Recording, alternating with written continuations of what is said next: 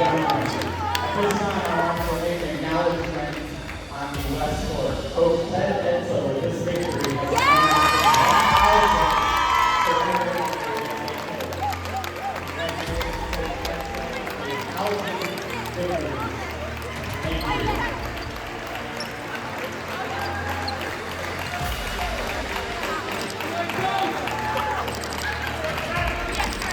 What does it mean to you? What does it say? Well, I'm old. Coached for a lot of years, a lot of great players.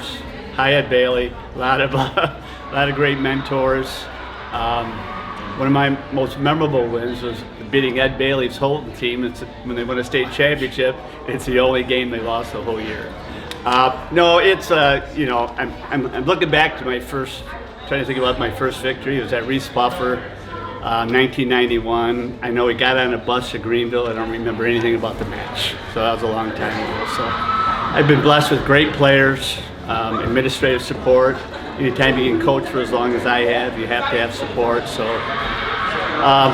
it's just for me. I'm just blessed to have been able to coach this long and have the energy and have a small amount of success. How far back do you guys go? Oh my gosh, we go back to probably 90, 91, 92, somewhere in there. He was coaching at Reese Puffer. We were doing a summer camp at Holton and with Joe Getson, and Ted still brings Joe in, and that's the big camp down at the Sport House. So it would have been 94, 93, 92. 92 was I knew him before, but that's when we really got volleyball connected. He was the only team to beat us in the 94 part of the year. Remember back then it was 93, 94. We did have a loss up in Traverse City.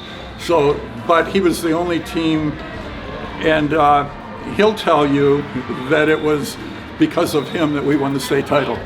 But in part that's true, because we always focused back on that game where they did some things that were, I still remember, they focused on our setter, and that's what you needed to do to beat us. So you have to love the sport.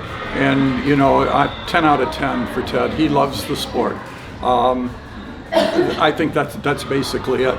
We were just talking when I congratulated him that, we've been around the same time, but because of my administrative duties, I've stepped away from volleyball and come back. He's done it consistently. And that in itself is remarkable. When you start talking, 20 some years consistently, you lose your mind, okay?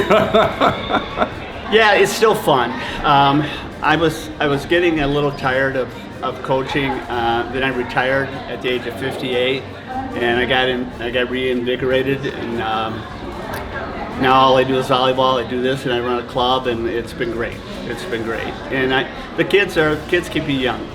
If you can stay around young people and stay active, it's a blessing. I've got a great life. I get to live the retired life. I play 18 holes of golf before practice. Not a bad gig.